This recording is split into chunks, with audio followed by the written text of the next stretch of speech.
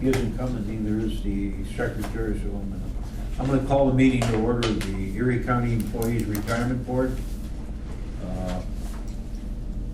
Let the roll reflect that there are 2 members missing, and that would be Andre Horton and Mary Shaw. Okay, hearing to the public. Anyone from the public wish to be heard? Once, twice, third and last time. Thank you. Next, I'll entertain a motion to approve the second quarterly meeting held on May 19th. So moved, Mr. Chairman. Moved by Dr. Faust, seconded by Mr. Sparber. Comments? All those in favor signify by saying aye. Aye. Opposed? So carried. Brokerage activity. Frank? Yes, in the report that you should have in front of you, that Mary distributed, I'm sure, we do indicate that we do our annual review of all the brokerage activities.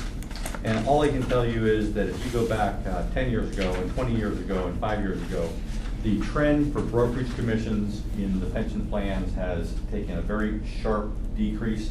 Last year, the total commissions were about $84,000 on a fund that's 4 times bigger than it was in the old days. There were days when this was hundreds and hundreds of thousands of dollars. And the bottom line is the industry has just gone to the point where trading is now being executed virtually for free. We also take a look at the fixed income transactions, which are harder to really verify, but they very much look like best execution trades. We pulled a bunch of them up and looked at trades that day and saw if they fit in line. So execution costs, I believe, are very under control. The other thing on here, I do have a report on the fee schedule. The fee schedule for all the managers is shown on page 4. And as you know, with some of the indexing and everything we've done, this has also trended downward in terms of total fees. And at the same time, as assets grew larger, fees came down as a percentage of the assets and also the total revenue stream. So right now, the total fees in the account are about 48 basis points. And that includes all the actuarial fees, all the director administrative fees, the consultant fees, all the custodian fees, and all the manager fees. So there was a day when pension funds used to try to manage at 1% or less, and now it's 0.5% or less. That number would be lower, but we do have some real estate funds that are on the more expensive side. That's just natural for real estate. It's really a function of some of our asset allocation and some of the asset classes we pick. But in the large cap space, our total cost down there is now like 0.25%, when it used to be 0.5%, 0.75%. So we will continue to work on fees at each and every opportunity. Every time we hire a new manager, we work on getting a better fee schedule when we hire them.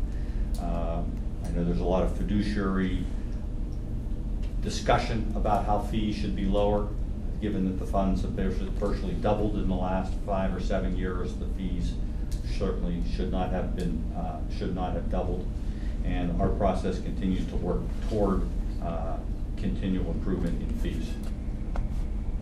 And then the only other thing I have on here, Pierre, if you want to bring up the PNC contract now or save it for other. Well, give us an overview of it, at least in what we're talking about. Yes. I think this is fairly standard routine, and my belief is the solicitor has reviewed this and has okayed this document. But the original PNC agreement dated back 20-some years when the relationship was PNC Bank before a number of different mergers and transactions. They were raping us then. Well, I didn't say that, but the fee schedules back then were a lot more luxurious than they are today. Let me just make it real clear. But their organization has changed, and we had a contract with a group that really doesn't perform the services anymore. They've morphed into this PNC Wealth Management Division, where they have this institutional money management. And all they really had to do is update this contract. There was a lot of SEC language that now goes in contracts that wasn't in there 20-some years ago. The terms, the conditions, the parameters are effectively the same. This originally came to us with 6 terms and conditions, which I think changed the relationship a little bit. And Attorney Talarico, I addressed a couple of them on my own, and then Attorney Talarico addressed 2 or 3 other ones. And in the end, the document resulted in one that I think is substantially similar to what we previously had. So I am the solicitor, he's in his absence, but we would recommend approval. Okay, before we go on, you know, I go back to the time when some of the trades were 9 and 10 cents. So, you know, I know what you're talking about, and for the board's information, I want to thank Frank because he's done an excellent job since he's been here. He's really looked out for the funds that we have in the retirement system, and if it wasn't for him, we'd probably be paying a lot higher fees in different areas. So I commend you for that, Frank, and I believe that even now, I don't think we're paying you the money we probably should be paying you, but don't look for any more. You're not going to get it anyway. But I just wanted the board to know and understand that you've done an excellent job, and I commend you for that. Thank you very much. Okay, what else do we have then? The fee schedule review, we did that, okay? Now the contract for PNC, That's what we just discussed. okay? If you'd like a motion to approve. Yes, I it, would like a motion. Based on Frank's review and our solicitor's approval, I move that we approve that new contract. Second. Moved by Dr. Faust and seconded by Mr. Sparber. Any comments on it? Let the roll reflect that the members that are present, all those in favor signify by saying aye. Aye. Opposed, so carried. Before we go into adjournment, I know that Chris is here with the Northwest Retirement Services. Go ahead, Chris. Well, I do not have any specific agenda items for Pleasant Ridge, other than to say that the fund's doing okay year-to-date. Return in here is up about 3.07%. So we're hanging in. It's not a great time here, but at least we're not generating a lot of negative returns. So that's all the information I have on Pleasant Ridge. I think it's been well attended. I think you've done an excellent job even there, Frank, even though we don't pay you for that. And don't Boy, you're really opening the door up. You know me. I know how to drive through that thing, but okay, I understand. Thank you for the compliment. All right, any other comments here? Anything else for the retirement board? If not, I'll entertain a motion for adjournment. Oh, Frank, you want to say something? Yes. Well, not at me, but now we need to get signatures. You want to pass that? Oh, that's right, too, yeah, you have to give the signature. If everyone's here, you might as well do it. What's that? Do you want to give us a chance to go? You want to? Or the Yeah. overview, or- That's okay. Well, I think actually that's what the Okay. purpose of adding these additional retirement board meetings was, so that we did have time to discuss kind of key items in the retirement plan, because there are parts of it that do require the board's input on our evaluations. So, second time. Yeah, this is one of those meetings, it's really a Becker meeting. I just came to clear a few things off of our quarterly agenda. So I'm finished and I turn it over to Becker. Well, my name is Cindy Marston. I am with Northwest Retirement Services, and our firm provides actuarial services for both the Pleasant Ridge and the Erie County retirement plans. And I wanted to first start off by saying we do appreciate that business. We have been working with both of these plans for many years, and we do appreciate the relationship. Don Becker is the primary actuary for the Pleasant Ridge plan. He is out of town, and he asked me to cover that portion of it for him today, so I'm going to do that. In total, for the two different retirement plans, we prepare 5 different evaluation reports. I'm not going to go into those in detail. I'm going to get the key points on each report, primarily regarding the funding levels of these plans. I'm going to start today with Pleasant Ridge, and that is in the left-hand side of the Northwest folder that was provided to you. I do have a couple of extras as well. When we prepare the information that we do in our office, there's many different items that we look at. And again, we do the 2 retirement plans, and when we prepare our evaluations, we look first of all at what the plan provisions are. We look at who is covered by the plan. We use actuarial assumptions to then determine out of all of this, what is the liability or the costs that an organization has for sponsoring these plans. And then we compare those liabilities to the investments that are set aside to provide the benefits, to determine how well funded the plans are and what contributions may be required to provide for those Pleasant Ridge Plan. This plan is what we refer to as a partially frozen plan. Back in 2011, the plan was frozen to new people coming into it, and it was grandfathered for a selected group that met an agent service requirement for the non-bargained group. The bargained employees are still fully receiving benefits under the plan. So if you look at the Pleasant Ridge table, on the first page, table 1 of that, there's currently a little over 600 participants that are receiving benefits under the plan. The plan is becoming a fairly mature plan because there's currently 250 people in case status. And if you look at the line at the top, frozen actives, in the right-hand column, the number 27, those are the people who had their benefits frozen, the non-bargained folks who had their benefits frozen or accrued at that point in time, and they're no longer receiving benefits under the plan. They were provided a 457 plan and are receiving benefits under that. They're allowed to make contributions and match under that program. The 457 plan itself now has 51 people in the plan, and right now there's investments, or as of 12/31/2015, investments about $500,000 in that plan. If you go to table 2, as I mentioned, monies are set aside in a trust fund to pay these retention benefits. And when we do our valuation, we compare the liabilities to the investments. And there's two different asset values that we look at: the market value of assets and then also the actuarial value of assets. We use a smoothing technique when we determine the costs of the plan to reduce market volatility on the actual budget or costs of the program. And if you look at table 2, you will see the red line is the actuarial value of assets and how that has changed relatively smoothly over time, compared to the blue line, which is the market value, and especially in 2008 when there was a market correction, how drastically the market value of assets declined. If we were not using a smoothing technique, that would have resulted in a very substantial increase in the contributions required to the plan. Currently, we are in our actuarial value is higher than what our market value is, and it's doing exactly what we wanted to do, in that the actuarial value, using this technique, holds us up in a down market. It's going to hold us back a bit in an up market, smoothing those returns out, but currently our actuarial value is higher than market. If you go to table 3, what we do then is we compare the obligation or liabilities that the organization has in providing these benefits to what has been currently set aside. And if you look in the right-hand column, January 1, 2016, the plan is currently 100% funded.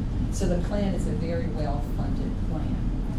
You can look at that information historically. If you look at the bottom chart, the funded, what we call a funding percentage, and you'll see that that hasn't been the case, and a lot of that is market-driven. On table 4, what we present is a history of the minimum required contribution. This plan is different than the county plan. The county plan is a governmental plan, and we refer to the contribution required as an annual required contribution, or ARC.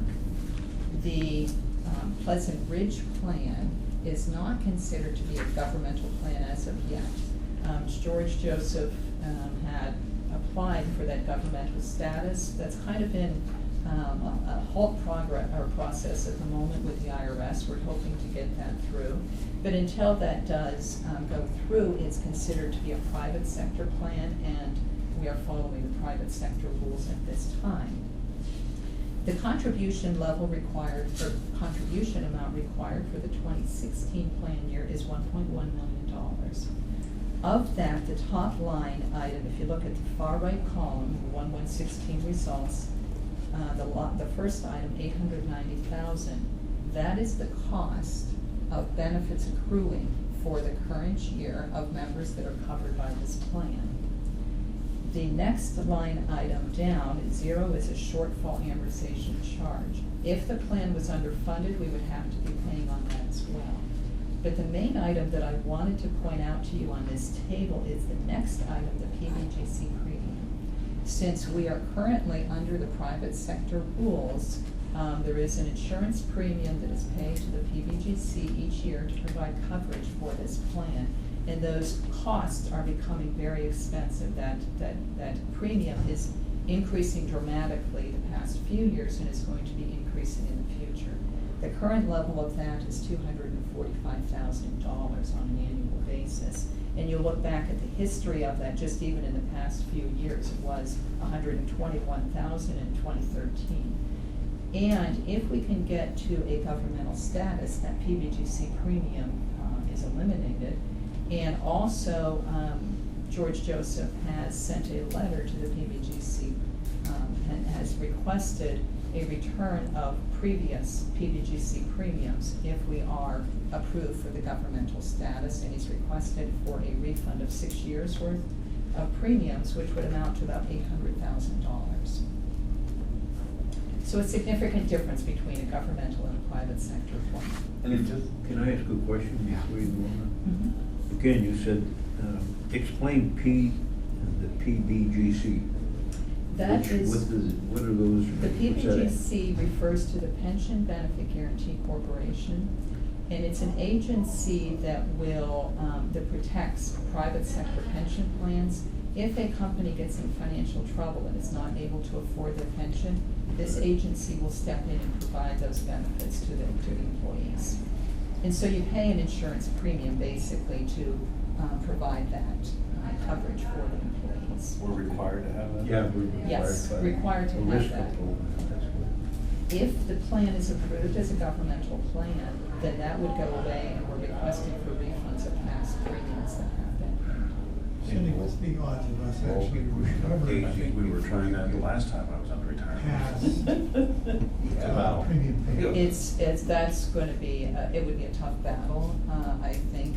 I mean, Mr. Joseph already put that letter in, and it was quite a lengthy letter, and at the end of it, he did state that, if this is not approved, then he would like to still go through an additional process with the PBGC. I think he's gonna try very hard to get that back, but I just don't know what the likelihood is of recovering that. what happens if we just declare ourselves, is really his question, and just stop paying it? What, like the chances of them, oh, great, you guys are out. You run the Being risk that so- there's penalties associated with not paying it, Yeah. and they're quite significant. I think some of them are almost $1,000 a day penalty for not paying and not filing. They're very So it's non-responsive. a significant risk. Okay. The last item that I wanted to mention for Pleasant Ridge is just the last chart in this group, and it's referred to as the GASB 6768. For Pleasant Ridge, we prepare two primary reports: a funding report that determines the contributions that are required, and then we prepare this GASB 6768, which provides the information that is necessary for the organization's financial statements. And this is something that was new in the past 2 to 3 year period, and it's significant for governmental entities, because now it is required that any unfunded position, and what we call a net pension liability, is on the financial statements of the organization. And when we look at this information, we cannot use any type of smoothing on assets. We are required to use market value of assets. And so for 2016, in the first column of this page, if you look at the first colored line, the total pension liability, our total liability of pension benefits for this group is $53 million. We have just under $50 million on a market value basis as of 12/31/15, and so our net pension liability is $3.8 million. And if you look back at that historically, I think this is a very informational chart because it just shows how this has changed over time and can change very quickly if there is a downturn in the market. Any questions on either of them? Does GASB have a target as to what we should be at? Like, we're at 92% coverage, so is it 90, 91, 100% 75? coverage is We have to be really at- where we are, yes, yes.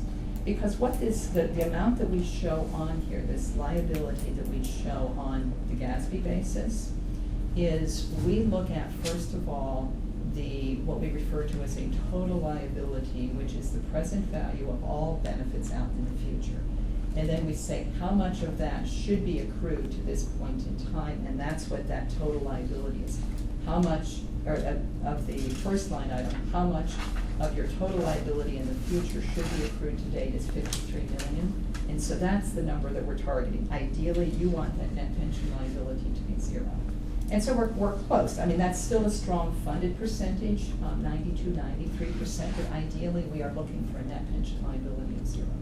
We're not under any penalty then or anything? if Not we're at all, 92? not at all. Now, that will be, I look over to Sue Ellen because she knows these numbers very well, and that goes directly on to the financial statements and then has implications to the county and to Pleasant Ridge for having those liabilities on their financial statements.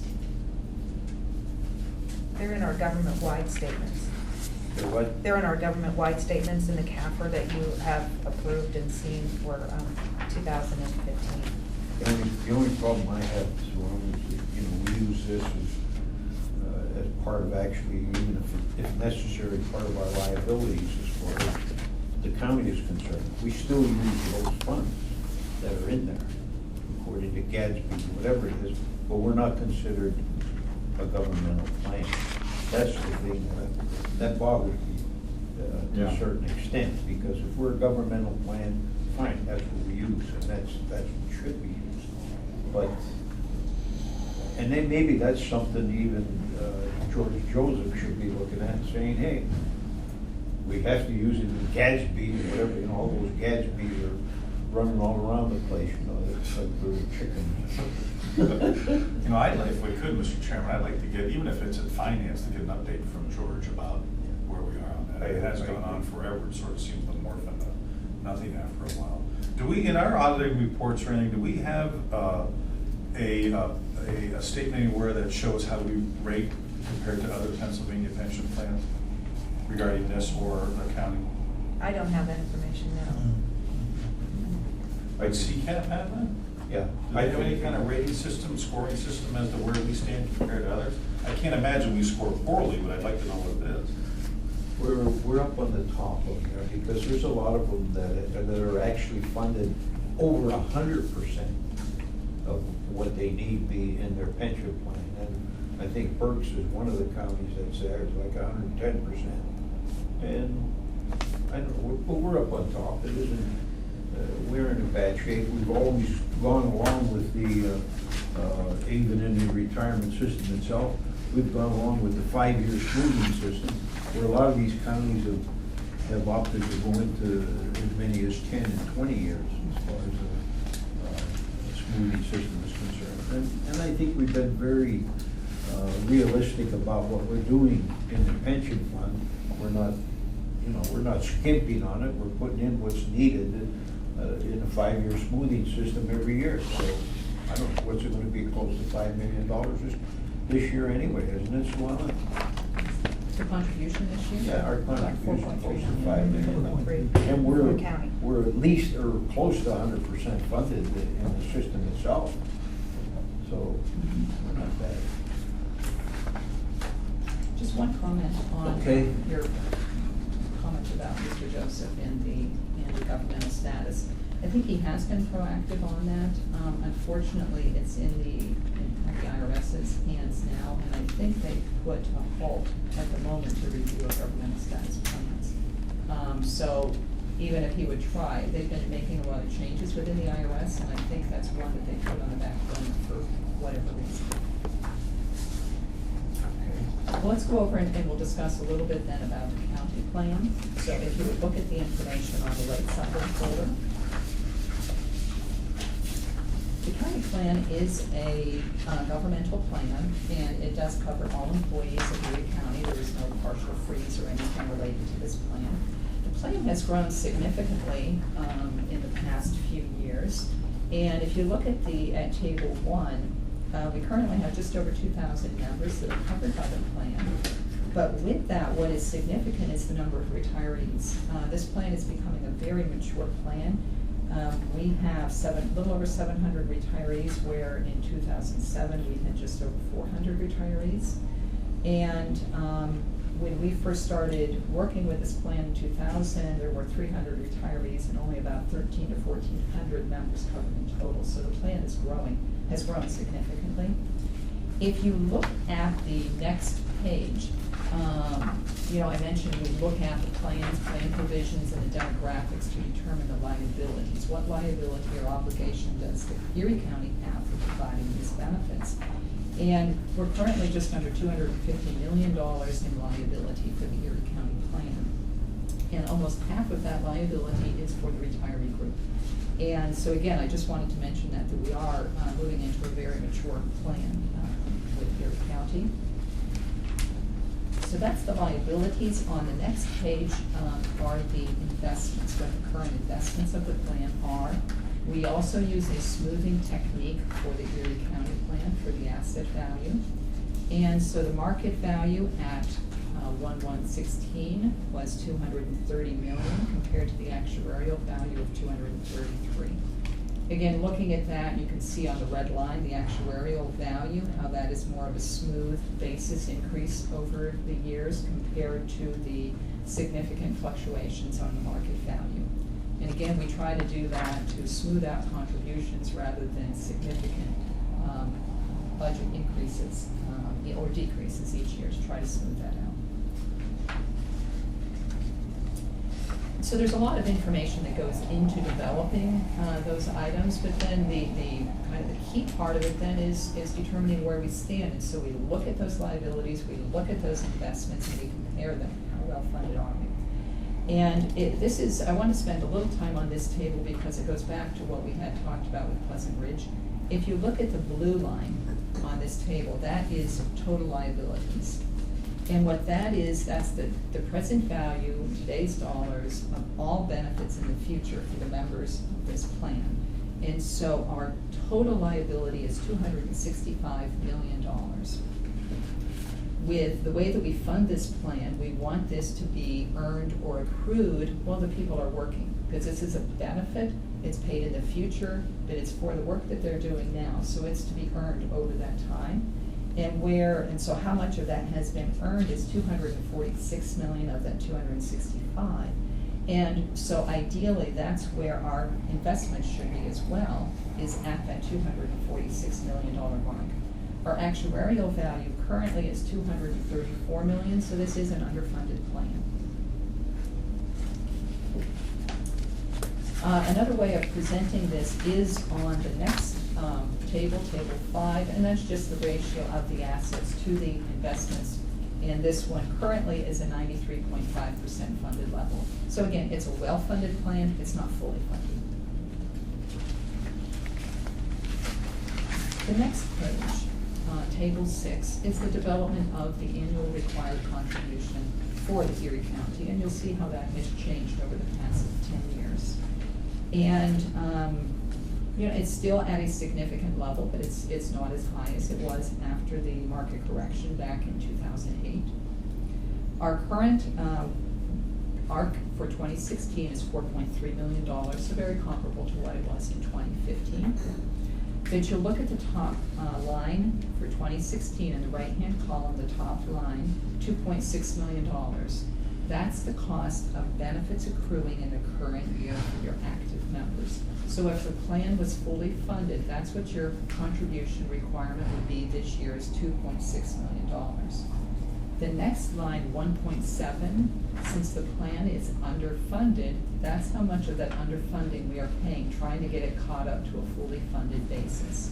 And so that adds an additional $1.7 million for 2016, so a total contribution required this year of $4.3 million.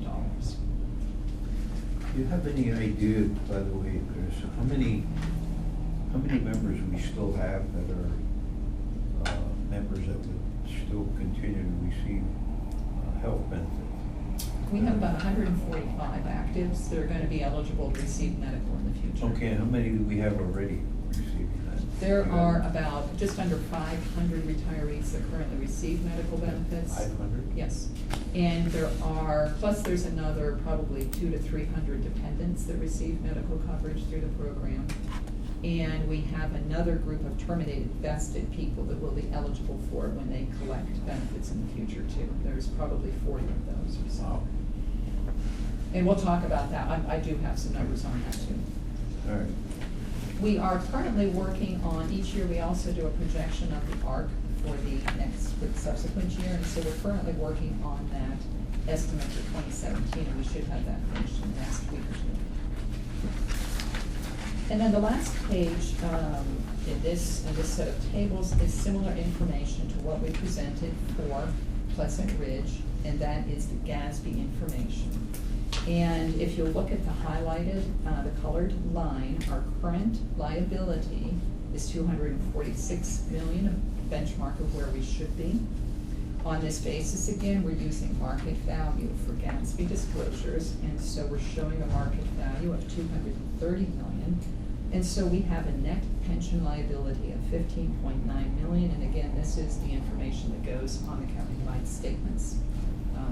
Liability. And you'll see historically how that has changed. If you look back into 2006 and 2007, we were in an overfunded position.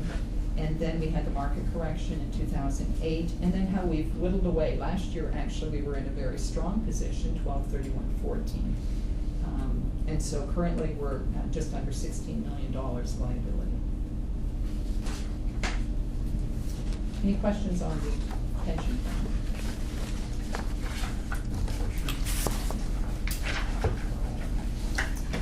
The next, there's a two-page little summary in the folder as well that I wanted to mention. And this is the medical benefits form.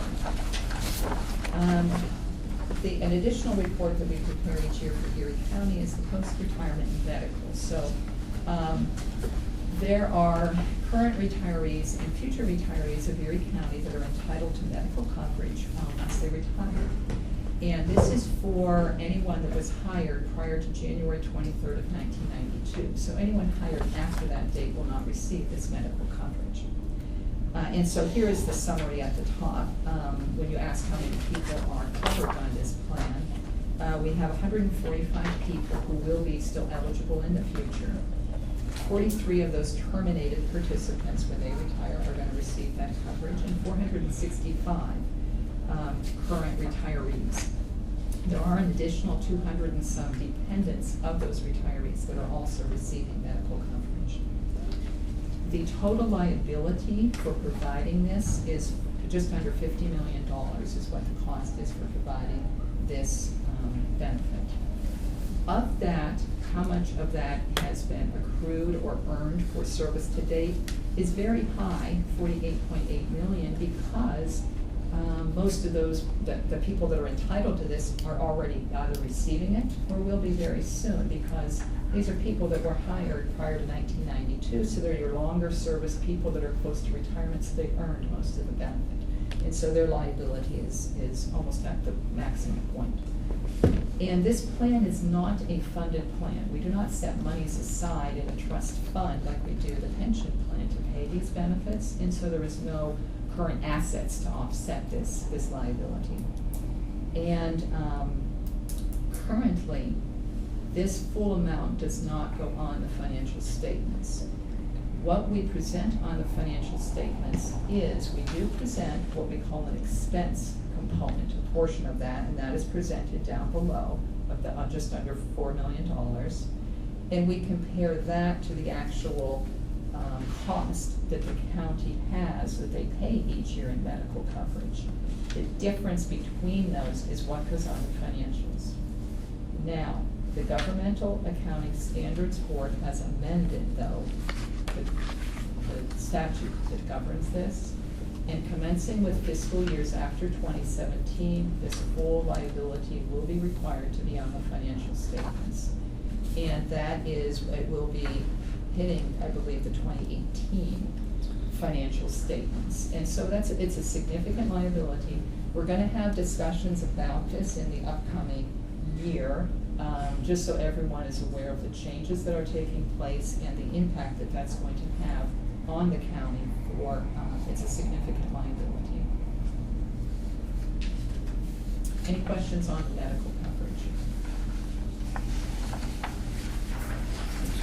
The only other comments I have were, I already mentioned that we are preparing an estimate of the ARC for next year. And also, one other item that we're working on this summer is what we call an experience study. These liabilities are based on sets of assumptions, and the periodic to review those to determine the accurateness of those. And so we're working on that through the summer, and we will probably have the results of that in our October meeting.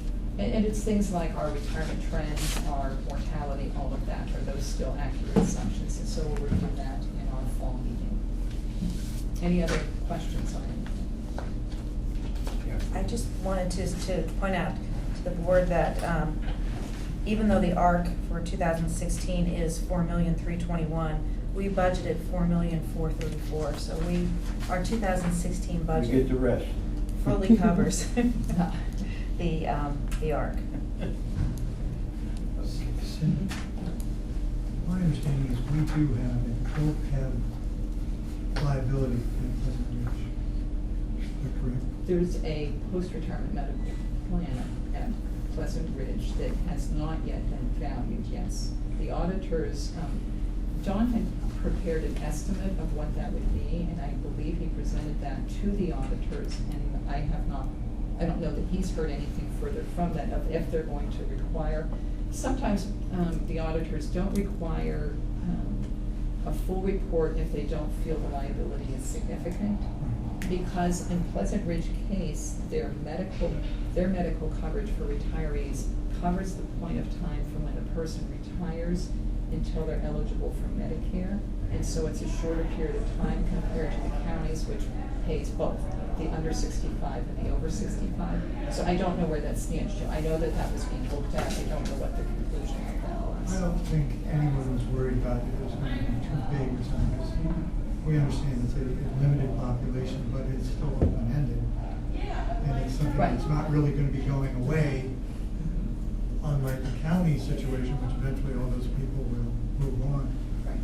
I was just kind of curious to get a I handle can on check what kind on of that to see. liability we're looking at. Yeah, I can check on that. I wonder, Chris, and even for food for thought for the members of the board. I know that at Pleasant Ridge, if you retire early, which is probably age 60 is the earliest they could go into superannuation. From age 60 to 65, they'll pay for the insurance costs. Okay. I wonder if that would be a decent plan for us to go into to see what it would do as far as it ended up getting some of the employees retired. Would it be beneficial to us in our plan or not? Of offering that to current? Yeah, of offering that. Of course, if you offer that, I'm sure the ones that are eligible for health benefits even after age 65 will probably pay something. I wonder what that position that would put us in monetarily for the Well, company if you're, I mean, we could look at that, but those,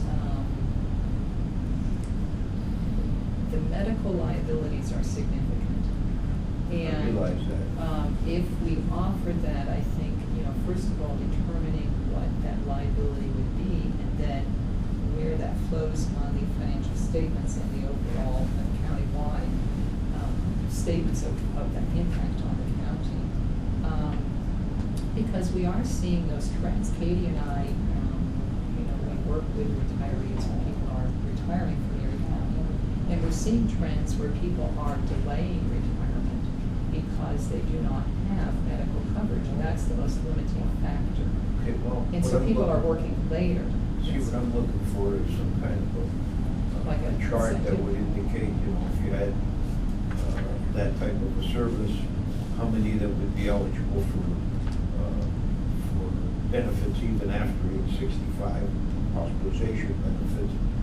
And if so many retired, what the difference would be, because we'd also be looking at, if we did get a significant number, like say, okay, we had 20 that retired, and then 20 20 people that would start out at a much lower salary than what they're getting at the present time. So those are the things that I'm looking at and thinking, is it beneficial for us to do that? And I, you know, there's one member, you know, when I was on the school board, I retired at age 60. And I retired because the school board offered us health benefits until age 65. And that's the reason why I took retirement, so I got the health benefits for 5 years. And then from there, of course, you have to go into the Medicare, but then I come in here and Ray with me over here. We could look at that. I mean, there's different studies. Yeah, I'd just like to take a look at it. I don't know whether it would be beneficial or not. I certainly, I never did believe in early retirement because even in that particular situation that I'm in, when they said they would, it was called a Mellow window, and they indicated that the state and school districts would save like $500 million, well, by the time they got done, it cost them $500 million during their retirement, so, you know, that's why.